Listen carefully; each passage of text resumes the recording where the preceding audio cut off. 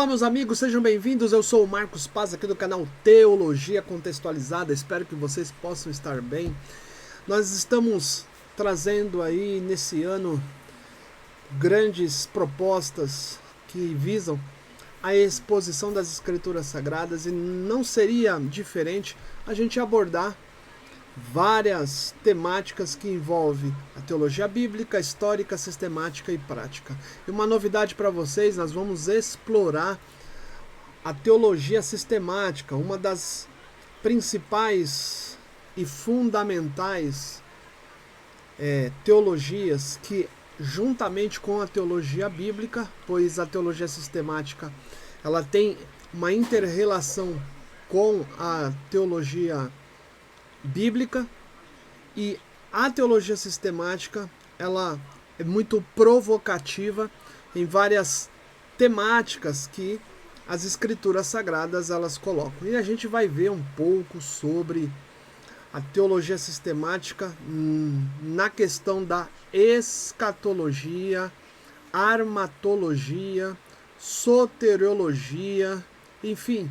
Estou preparando aí um material bem explicativo, nas quais nós vamos procurar entender o conceito, o que está em voga, para que depois nós possamos dialogar sobre os postulados que dentro da teologia sistemática tem. Por exemplo, a escatologia, ela tem um assunto sobre a tribulação. Então você tem conceitos ou concepções teológicas que envolvem a tribulação, como pré-tribulacionismo, mid- ou mesotribulacionismo, pós-tribulacionismo, pré-milênio dispensacionalista, pré-milênio histórico, amilenismo, pós-milenismo, enfim, dentro dessas temáticas que nós vamos propor.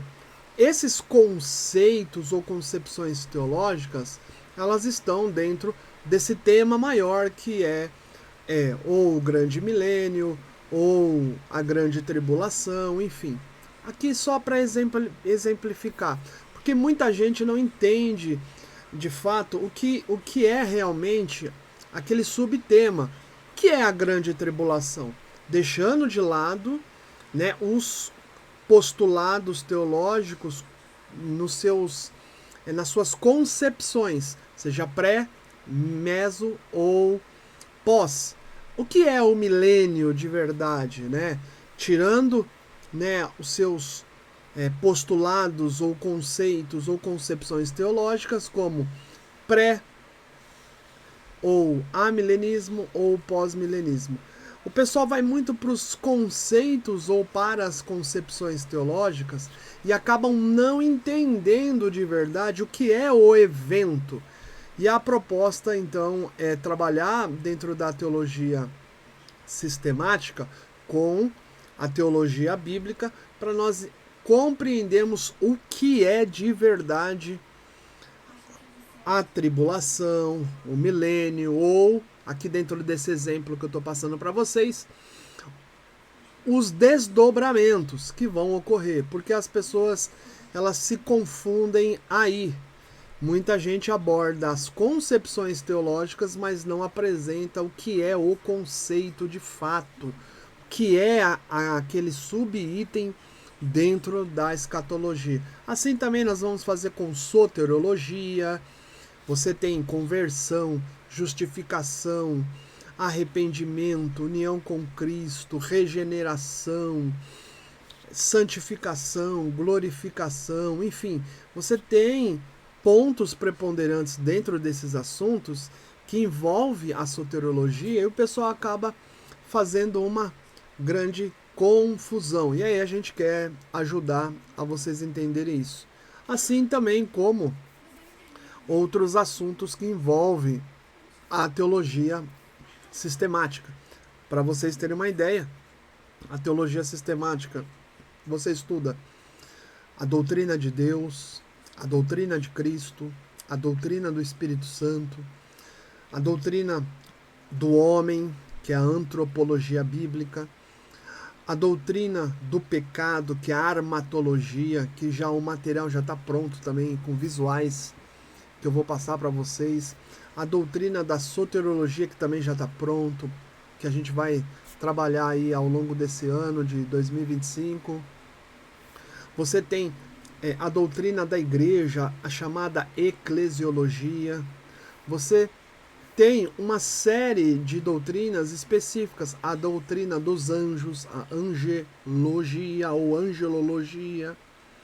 Então, dentro da teologia sistemática, você tem pontos importantes e também a gente vai trabalhar concepções teológicas mais posteriormente. Mas primeiro a gente quer fundamentar o que é de fato aquele assunto para que depois a gente possa entrar nas diversas concepções teológicas existentes, sejam elas de linha pentecostal, seja ela de linha tradicional ou mesmo históricas, tá certo? Então, sem mais delonga, vamos falar um pouquinho aí dessa ilustração de escatologia, que é a doutrina dos últimos tempos. Eu quero passar para vocês terem uma ideia o que é essa info-ilustração. Eu vou tirar o bonequinho para que vocês possam ver, aí vai facilitar também aí. Enfim, então, o que seja a apresentação? Eu fiz de forma um gráfico para ficar mais fácil os principais eventos que vão e têm origem e desdobramento dos últimos tempos. Então vocês estão vendo, e eu vou passar aqui o cursor para ficar mais fácil para vocês verem, a linha do tempo. A gente coloca uma linha do tempo aqui, depois uma outra linha do tempo e por fim uma outra linha do tempo para nós podermos entender o que é esses assuntos. Então, eu coloco na linha do tempo da humanidade, Idade Antiga, entre 4000 a.C. até 476 depois de Cristo. Você tem numa outra linha do tempo que eu classifico como as 70 semanas de Daniel, que está registrado lá em Daniel 9, versículo 24 a 27.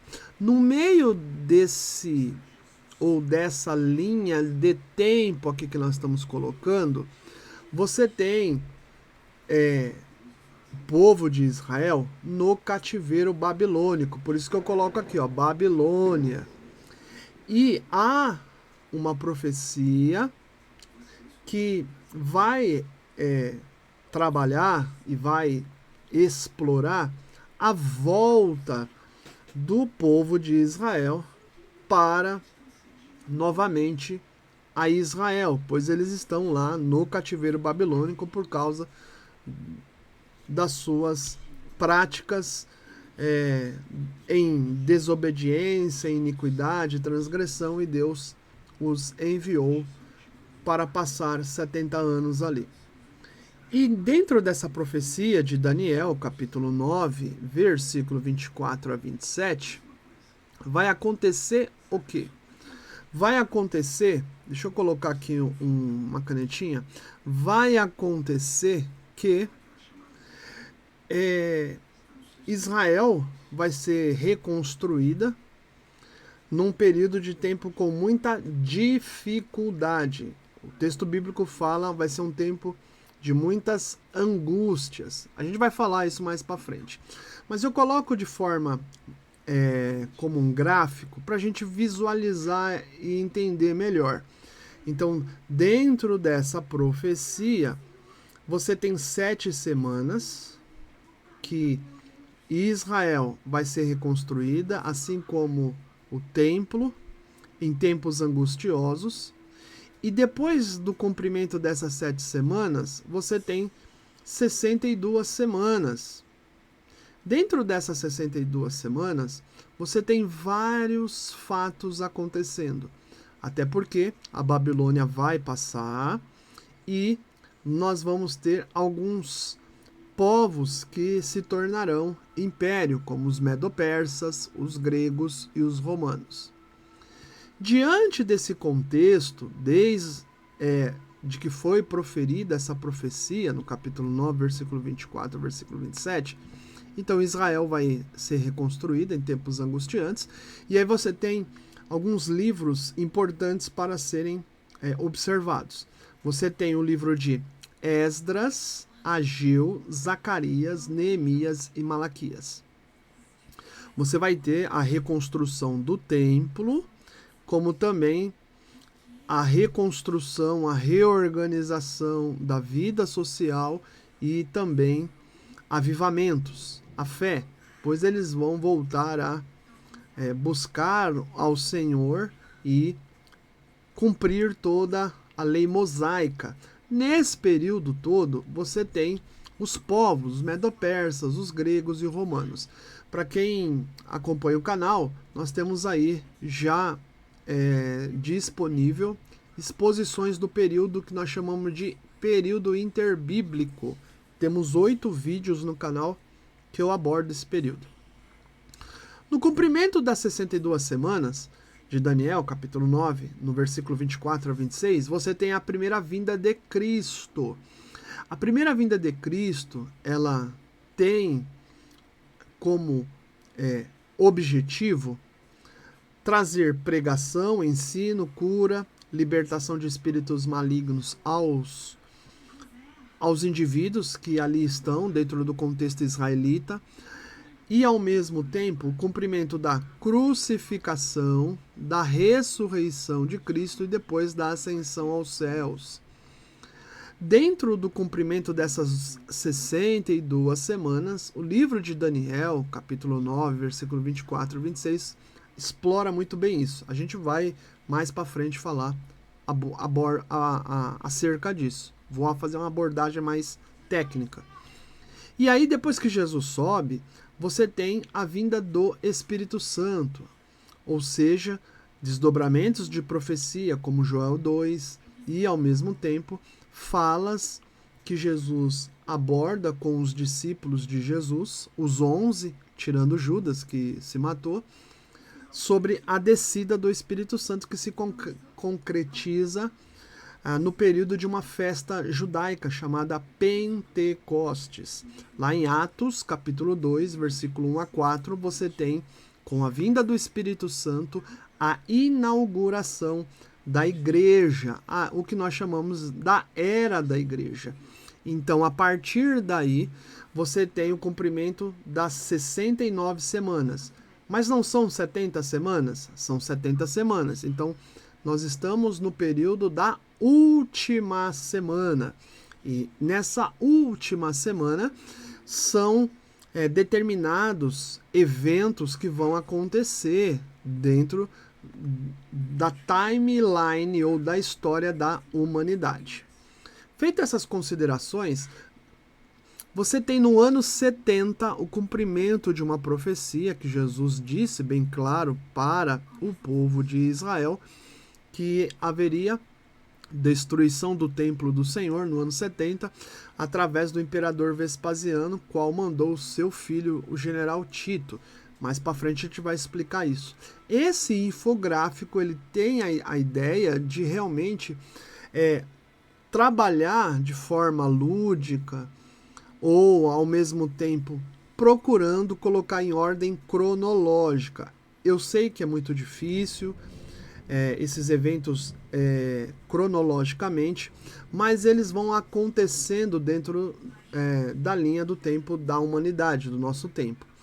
E aí, entendendo um pouquinho mais sobre esse assunto, nós temos aqui diversificadas nações no mundo. Então, nós temos a Idade Média, o ano de 476 a 1453 depois de Cristo, a Idade Moderna, 1453 a 1789 depois de Cristo, e atualmente a Idade Contemporânea, 1789 depois de Cristo. Entre 476 a 1473, aqui a marca é a queda do Império Romano. Em 1453, a queda de Constantinopla pelos turcos, os otomanos. Em 1789, a marca é a Revolução Francesa.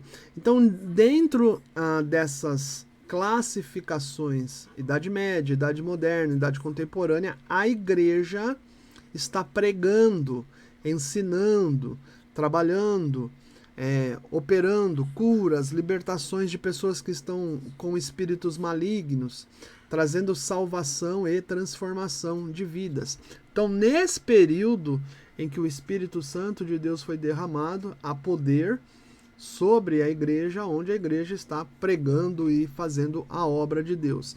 Mas, ao mesmo tempo, você tem o princípio das dores, a perseguição, martírio de cristãos, apostasia acontecendo, a inserção de falsos profetas, falsos pastores, falsos mestres, obreiros fraudulentos.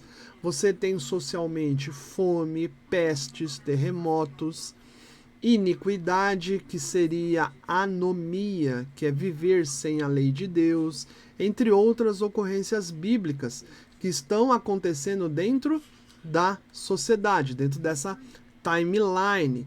E a igreja, no poder do Espírito Santo, ela está influenciando e muita gente está sendo salva nesse período aqui, aonde várias ações sobrenaturais estão acontecendo.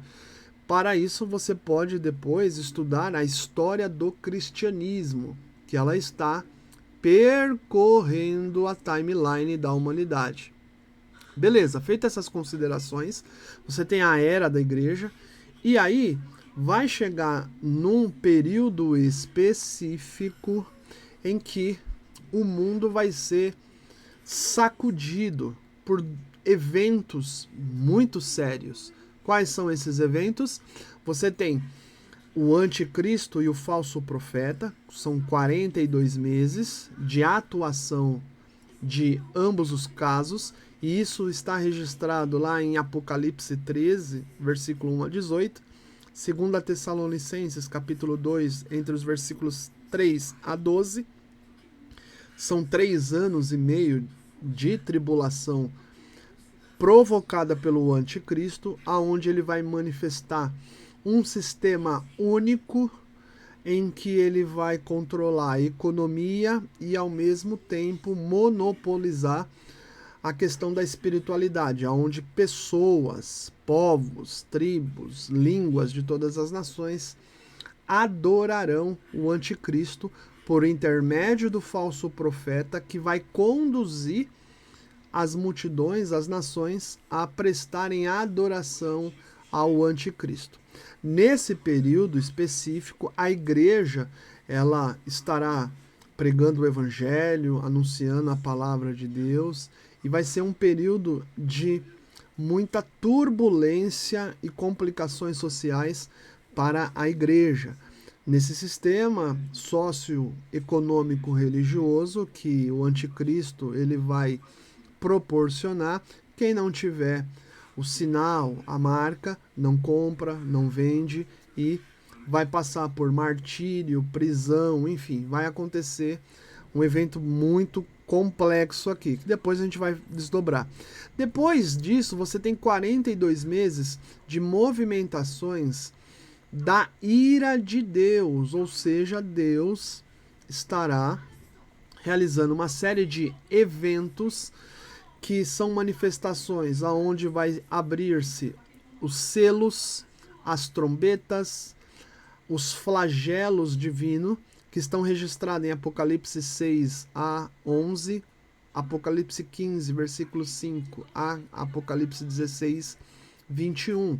Esses eventos, eles são a manifestação do juízo de Deus a todos aqueles que adoraram a besta, que foram conduzidos pela besta para adorarem o anticristo e que rejeitaram o Filho de Deus, que rejeitaram a verdade de Deus.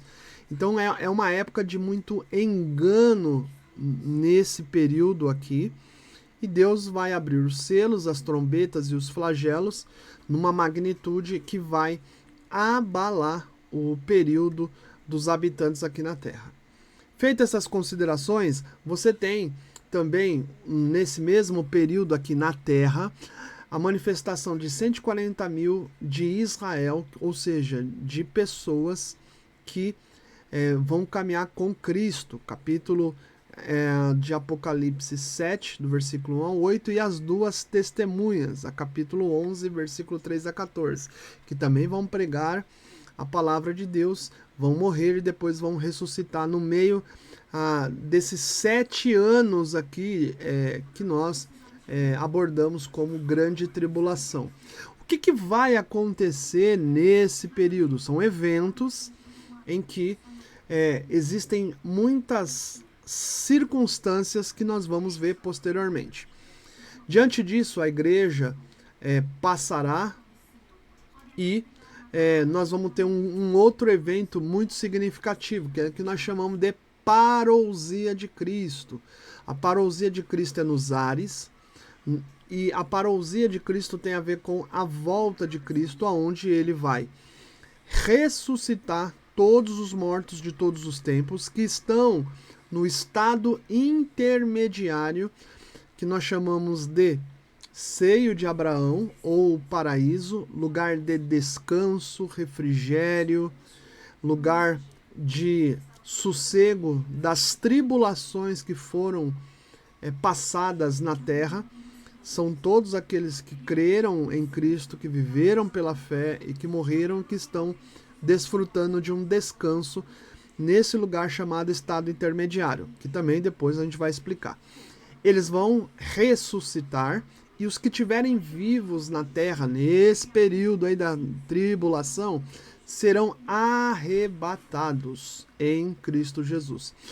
Então, na verdade, eu estou explicando para vocês os eventos, mas no meio disso tudo aqui tem concepções teológicas que eu não vou me ater agora, vou me ater depois de explicar os eventos, porque, na verdade, o que a gente precisa entender ou aprender com toda humildade é os desdobramentos dos eventos. As concepções, com o passar do tempo, a gente vai moderando e entendendo elas, e alguns chegam até a adotar um tipo de concepção teológica na vida.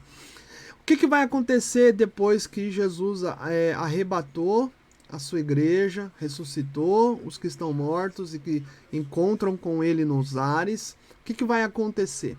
Vai disparar alguns eventos também nesse período, que estão registrados nas escrituras, e eu vou explicar posteriormente com muito detalhe e com calma. Você tem as bodas do Cordeiro, Cristo e todos os cristãos, Apocalipse 19, do 1 ao 9, e você tem o tribunal de Cristo, que nós também vamos explicar, onde os cristãos serão julgados por Jesus nos céus. A gente não pode fazer uma confusão, tribunal de Cristo com o juízo do trono branco. Juízo do trono branco é outro tipo de julgamento, mas este é destinado a todos aqueles que não têm Cristo. Depois desse período das bodas do Cordeiro, do tribunal de Cristo, e onde aqui na terra os flagelos de Deus estão pegando solto, antes de inaugurar o milênio, você tem o Armagedon, vai ser uma guerra. Apocalipse 19, do versículo 11 a 21, em conexão com Apocalipse 16, versículo 14 e 16. E aí você vai ter uma destruição pelo cavaleiro do cavalo branco, que é Cristo, destruindo os povos que se uniram juntamente com o anticristo e o falso profeta para lutarem contra o povo de Deus.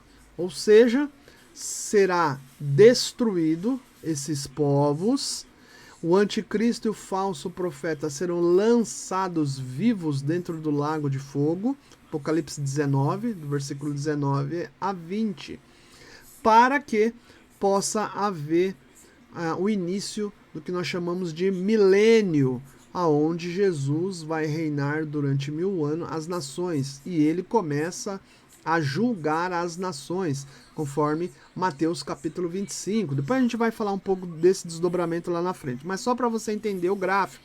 Então, em Apocalipse 20, versículo 4 a 6, é um texto que fala sobre o milênio. E o Satanás, ele vai ser preso nesse período do milênio. Antes de iniciar o milênio, um anjo vai aprisionar no abismo.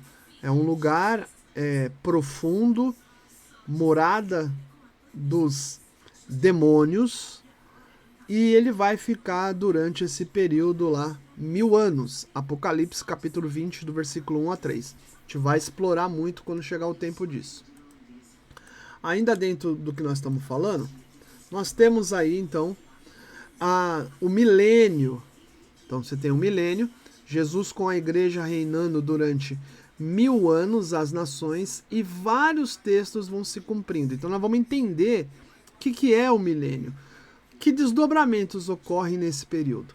Porque passou esse período, nós temos Satanás sendo solto, e aí ele vai seduzir estas nações que estavam obedecendo o milênio, e elas se rebelaram contra Cristo, vão se unir, e vai acontecer uma guerra chamada Gog e Magog.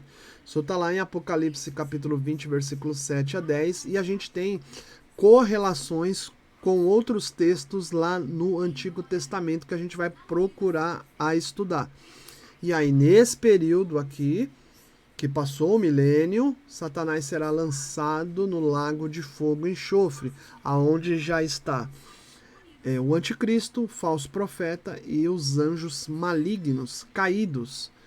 E após esse período milenar, onde há essa guerra, Gog e Magog, então vai se instaurar o que nós chamamos de juízo e estado final.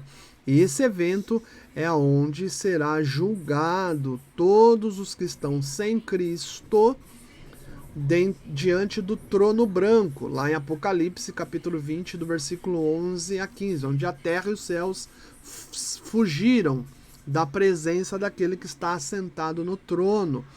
Os mortos que estão no estado intermediário vão ressuscitar. Essa é a segunda ressurreição, mas não para a vida, mas para o julgamento final. E nesse julgamento final, esses mortos que estão no estado intermediário sem Cristo, chamado Sheol ou Hades, no grego Sheol em hebraico, eles vão ressuscitar, e todos que estão sem Cristo passarão diante do trono branco, e livros serão abertos, e inclusive o livro da vida. E quem não estiver com o livro da vida, o seu nome escrito, será lançado no lago de fogo e enxofre. No estado final, no juízo final, a morte, o inferno, que é um estado intermediário, Satanás, anjos caídos, o anticristo, o falso profeta e todos que estão sem Cristo, ou os falsos crentes, serão todos lançados no lago de fogo e enxofre. Nós temos muitos textos bíblicos para explorar sobre esse assunto. Então são eventos importantes de uma magnitude que muitas vezes muitos se confundem. E depois nós temos aí a inauguração da eternidade com Deus Trino, iniciando-se o período do novo céu e da nova terra, onde todos os salvos em Cristo Jesus estarão eternamente desfrutando da graça de Deus. Apocalipse 21, 22, entre outros textos, e os que estão sem Cristo Jesus estarão no lago de fogo e enxofre por toda a eternidade. Esses textos, eles são importantes que nós saibamos. Por quais razões? Porque são eventos importantes, das quais muitos estão desapercebidos ou nem conhecem de fato o que é esses eventos. Eu não quero entrar nas concepções teológicas ainda, mas sim nos eventos, para que você entenda realmente o que é, para que numa exposição mais à frente possamos trabalhar as concepções teológicas que existem no meio pentecostal, no meio tradicional, no meio dos reformadores, enfim. E aí, nessas exposições, aí a gente vai falar, cruzar com esses eventos dentro dessas concepções ou sistemas teológicos que linhas pentecostais desenvolve, que linhas tradicionais desenvolve, que linhas reformadoras também desenvolve ao longo dos seus postulados e conhecimento teológico. A ideia nossa no canal Teologia Contextualizada é que você tenha ciência do que são os eventos. E para isso a gente vai fazer uma programação e a gente vai ver evento por evento. E aí você vai ter uma boa noção do que é. Que Deus possa nos ajudar a compreender esse período escatológico, esses eventos. Tem coisas importantes ali no meio para que também a gente possa compreender. Certamente alguns vão ter momentos assustadores, porque esses eventos apresentam alguns pontos bastante complexos. Então a gente tem que ter a maturidade de compreender que diante dos fatos que Deus revelou nos últimos acontecimentos, nós precisamos estar preparados. Nunca se viu tanta gente apostatando da fé como nós temos visto nos últimos tempos. Pessoas vivendo vidas verdadeiras num estado de anomistas, ou seja, sem lei de Deus. Vivem a vida em estado de desobediência, de transgressão, cometendo toda sorte de pecados, e a sociedade tem sido cada vez mais sendo varrida por essas avalanches de circunstâncias anomistas praticadas pelos próprios habitantes dessa terra. Então, como é que a gente lida com esses fatos, com esses eventos que vão acontecer em breve? Espero responder com humildade, serenidade, bebendo da teologia bíblica, procurando apresentar para vocês textos do Antigo Testamento e do Novo Testamento, claramente, para que a gente possa ter uma ampla ou uma abrangência sobre esses principais eventos. O infográfico, ele facilita mais como um mapa mental. Esses eventos são difíceis de colocar em ordem cronológica, porque são muitos eventos que paralelamente estarão acontecendo. Enfim, e a nossa mente muitas vezes não consegue alcançar, mas de forma graciosa, com a ajuda do Santo Espírito, vou procurar, dentro dessas temáticas, esmiuçar para que a gente possa ter ciência desse quadro. Um grande abraço a todos. Não deixa de curtir, deixar o seu like e compartilhar. Vamos fazer com que esse canal possa chegar a mais pessoas, né? O canal Teologia Contextualizada, a ideia principal, o foco principal é fomentar boa teologia, boa exposição bíblica, passando pelas ramificações teológicas. São as 4 que nós trabalhamos aqui no canal: bíblica, histórica, sistemática e prática, e abrir diálogo com as escrituras sagradas, sem preconceito com as escrituras, avaliando preponderadamente os livros, os textos, os contextos, as perícopes, os parágrafos, avaliando as figuras de linguagem, as metáforas, as simbologias, procurando compreender de verdade tudo aquilo que Deus revelou para que a gente tenha acesso. 2 Timóteo capítulo 3, versículo 16. Toda a escritura é inspirada por Deus, soprada de dentro de Deus, Theopneustos, inspirada por Ele, para um propósito específico, nos ensinar, nos corrigir, nos habilitar para toda a justiça, fazer com que a gente possa aí praticar boas obras no cotidiano. Um grande abraço a todos, permitindo Deus, até o próximo ou a próxima exposição. Valeu!